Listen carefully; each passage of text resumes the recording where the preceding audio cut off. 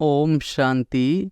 30 अप्रैल 2024 के ईश्वरीय महावाक्य।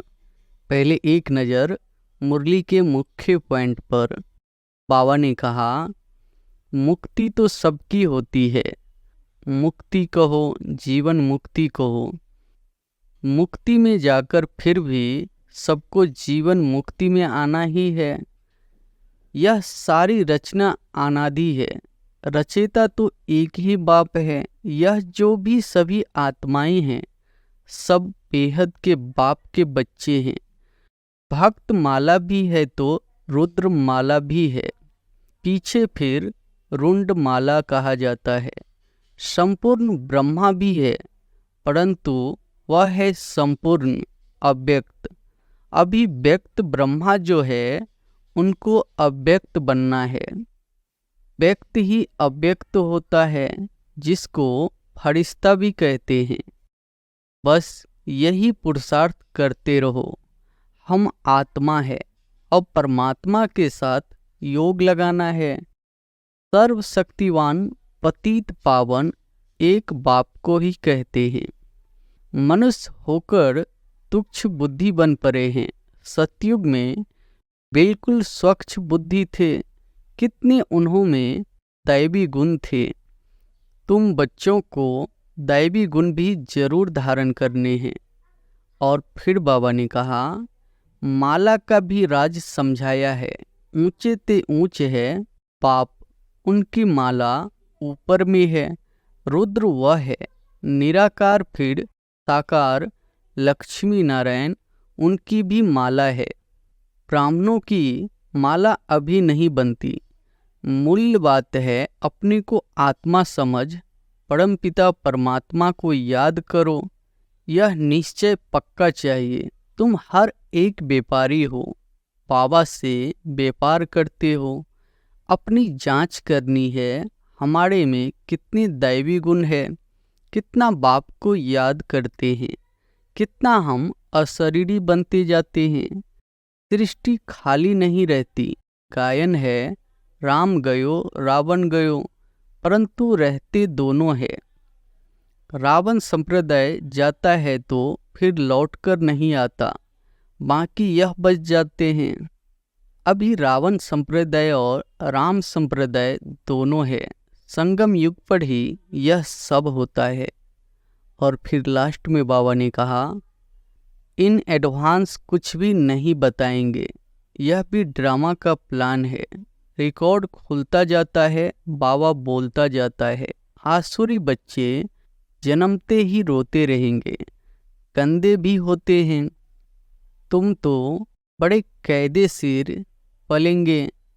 गंध आदि की बात नहीं, हेविन है ना, वहाँ बांस आती नहीं जो कहना पड़े अगरबत्ती जलाओ।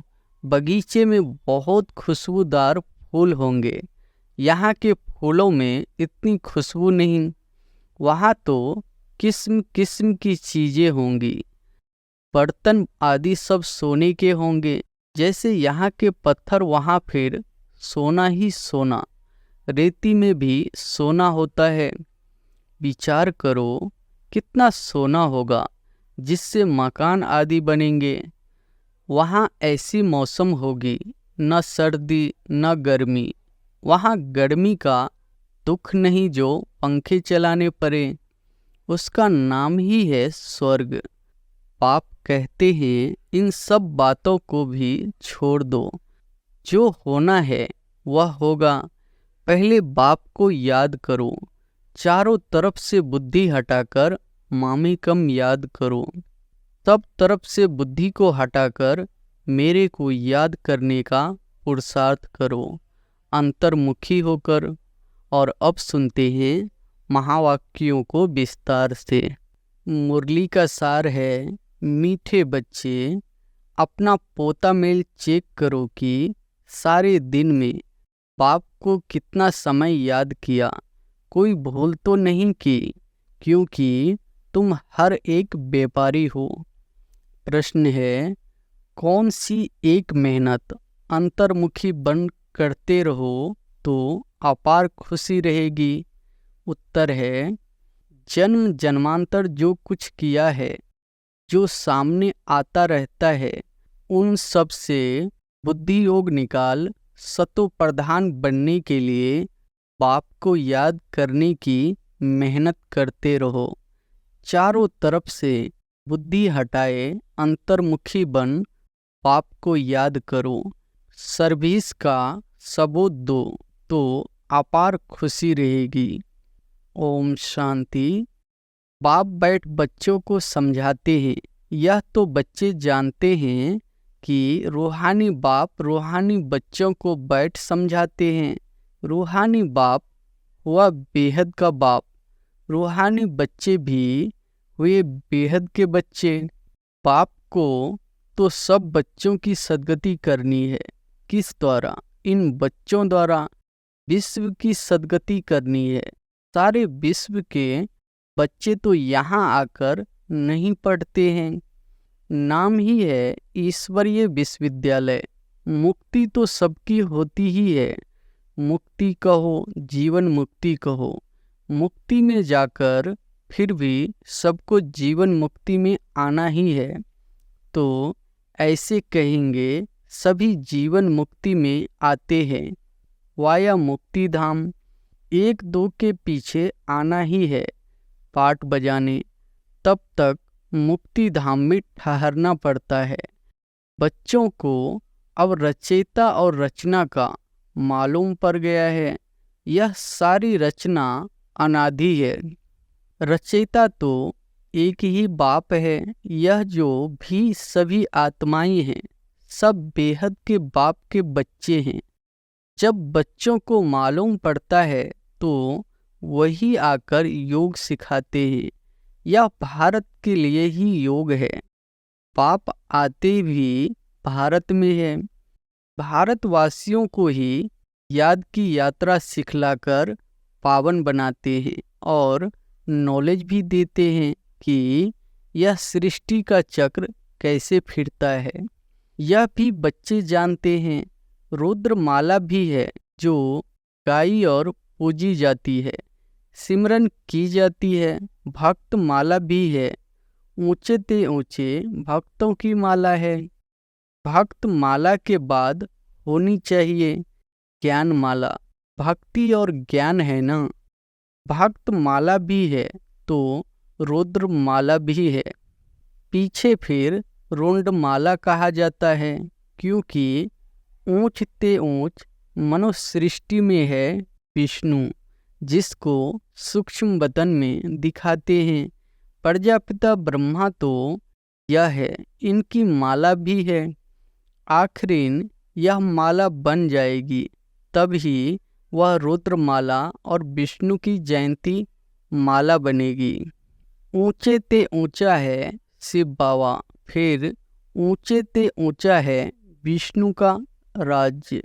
शोभा के लिए भक्ति में कितने चित्र बनाए हैं, परंतु ज्ञान कुछ भी नहीं है। तुम जो चित्र बनाते हो उनकी पहचान देनी है तो मनुष्य समझ जाए, नहीं तो शिव और शंकर को मिला देते हैं। बाबा ने समझाया है सूक्ष्म बतन में भी सारी साक्षात्कार की बात है। हड्डी मांस वहाँ होता नहीं। साक्षात्कार करते हैं। संपूर्ण ब्रह्मा भी है, परंतु वह है संपूर्ण अव्यक्त। अभी अव्यक्त ब्रह्मा जो है उनको अव्यक्त बनना है। व्यक्त ही अव्यक्त होता है, जिसको फरिश्ता भी कहते हैं। उनका सूक्ष्म बतन में चित्र रख दिया है। सूक्ष्म बतन में जाते हैं, कहते हैं बाबा ने सूबी रस पिलाया। अब वहाँ झार आदि तो होता नहीं, बैकुंठ में है। लेकिन ऐसे नहीं कि बैकुंठ से ले आकर पिलाते होंगे।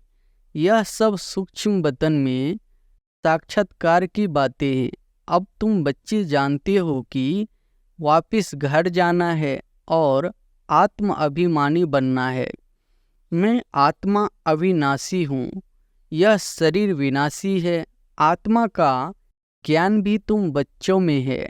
वे तो आत्मा क्या है यह भी नहीं जानते। उन लोगों को यह भी मालूम नहीं कि कैसे उनमें 84 जन्मों का पाठ भरा हुआ है। यह नॉलेज सिर्फ बाप ही देते हैं, अपनी भी नॉलेज देते हैं, तमो प्रधान से सतो प्रधान भी बनाते हैं। बस यही पुरुषार्थ करते रहो। हम आत्मा है, अब परमात्मा के साथ योग लगाना है। सर्वशक्तिवान पतित पावन एक बाप को ही कहते हैं। सन्यासी कहते हैं पतित पावन आओ।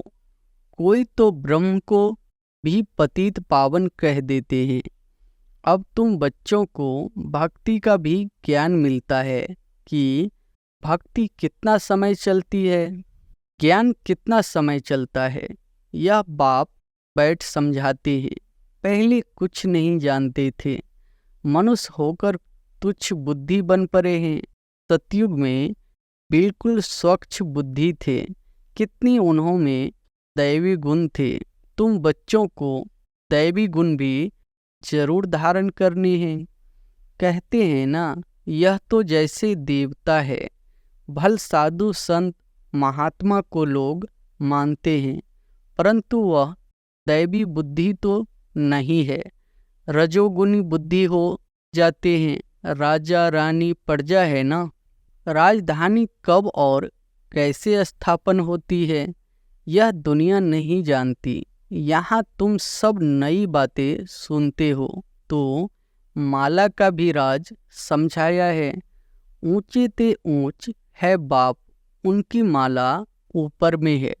रुद्र वह है निराकार, फिर साकार लक्ष्मी नारायण, उनकी भी माला है।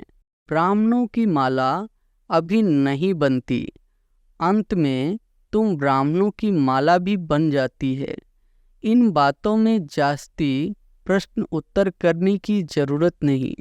मूल बात है अपनी को आत्मा समझ परमपिता परमात्मा को याद करो। यह निश्चय पक्का चाहिए। मूल बात है पतितों को पावन बनाना।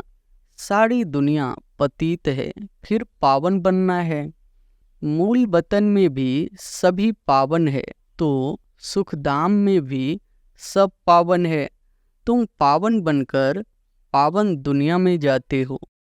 गोया अब पावन दुनिया स्थापन हो रही है। यह सब ड्रामा में नोंद है।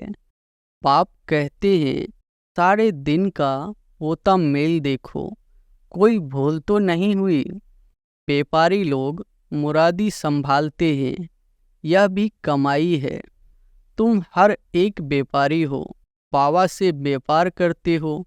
अपनी जांच करनी है, हमारे में कितने दैवी गुण है, कितना बाप को याद करते हैं, कितना हम अशरीरी बनते जाते हैं। हम अशरीरी आए थे, फिर अशरीरी बनकर जाना है। अभी तक सब आते ही रहते हैं, बीच में जाना तो एक को भी नहीं है। जाना तो सबको इकट्ठा है। भल सृष्टि खाली नहीं रहती। गायन है राम गयो रावण गयो, परंतु रहते दोनों में है। रावण संप्रदाय जाता है तो फिर लौटकर नहीं आता, बाकी यह बच जाते हैं। यह भी आगे चलकर सब साक्षात्कार होना है। यह जानना है कि नई दुनिया की कैसे स्थापन हो रही है, पिछाड़ी में क्या होगा। फिर सिर्फ हमारा ही धर्म रह जाएगा। सतयुग में तुम राज्य करेंगे, कलयुग खत्म हो जाएगा, फिर सतयुग को आना है। अभी रावण संप्रदाय और राम संप्रदाय दोनों है। संगम युग पर ही यह सब होता है। अभी तुम यह सब कुछ जानते हो। बाप कहते हैं बाकी जो कुछ राज्य है वह आगे चलकर धीरे धीरे समझते रहेंगे। जो रिकॉर्ड में नोंद है वह खुलते जाएंगे, तुम समझते जाएंगे। इन एडवांस कुछ भी नहीं बताएंगे। यह भी ड्रामा का प्लान है। रिकॉर्ड खुलता जाता है, बाबा बोलता जाता है। तुम्हारी बुद्धि में यह सब बातों की समझ बढ़ती जाती है। जैसे जैसे रिकॉर्ड बजता जाएगा वैसे वैसे बाबा की मुरली चलती जाएगी। ड्रामा का राज सारा भरा पड़ा है। ऐसे नहीं रिकॉर्ड से सुनी उठाकर बीच में रख सकते हैं तो वह रिपीट हो, नहीं वह भी फिर वही रिपीट होगा, नई बात नहीं। बाप के पास जो नई बात होगी वह रिपीट होगी। तुम सुनते और सुनाते जाएंगे, बाकी सब गुप्त है। यह राजधानी स्थापन हो रही है, सारी माला बन रही है। अलग अलग जाकर राजाई में तुम जन्म लेंगे। राजा रानी प्रजा सब चाहिए। यह सब बुद्धि से काम लेना पड़ता है। प्रैक्टिकल में जो होगा सो देखा जाएगा। जो यहाँ से जाते हैं वह अच्छे साहूकार के घर में जाकर जन्म लेते हैं। अभी भी तुम्हारी वहाँ बहुत खातिरी होती है। इस समय भी रत्न जड़ित चीजें सबके पास होती है, परंतु उन्हों में इतनी पावर नहीं है। पावर तुम्हारे में है।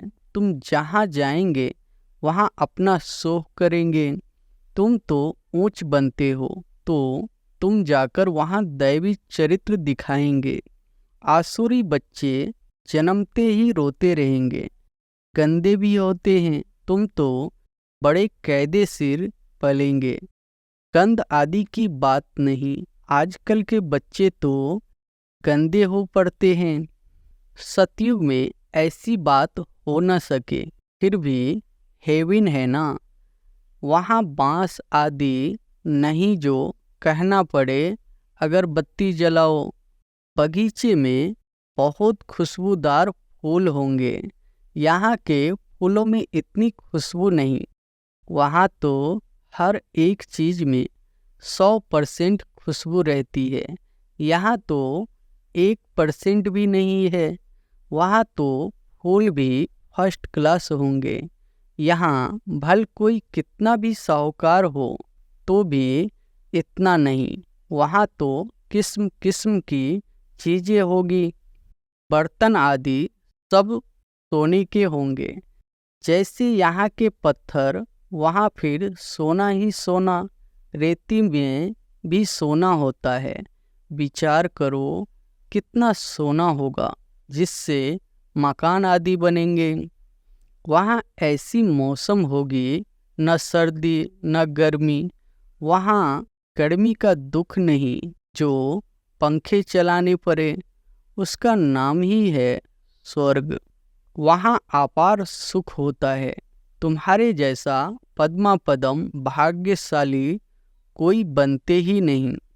लक्ष्मी नारायण की कितनी महिमा गाते हैं।